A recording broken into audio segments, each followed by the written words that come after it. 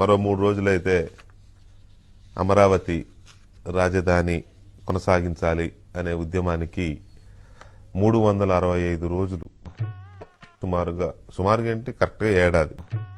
ఒక రకంగా దీనికి అమరావతి నామ సంవత్సరం అని పేరు పెట్టుకోవచ్చు. జనవరి 17, 2020 స్టార్ట్ అయింది. డిసెంబర్ 17 అంటే జనవరిలో స్టార్ట్ అయింది అనుకోవచ్చు. కరెక్ట్గా రేపు 17కి 1 ఇయర్ అంటే జనవరి 17, 2020 స్టార్ట్ అయింది. డిసెంబర్ 17 అంటే జనవరిలో స్టార్ట్ అయింది అనుకోవచ్చు. కరెక్ట్గా రేపు 17కి 1 ఇయర్ అంటే ఇది అయితే కరోనా నామ సంవత్సరం, లేకపోతే అమరావతి నామ సంవత్సరం అనుకోవాలి.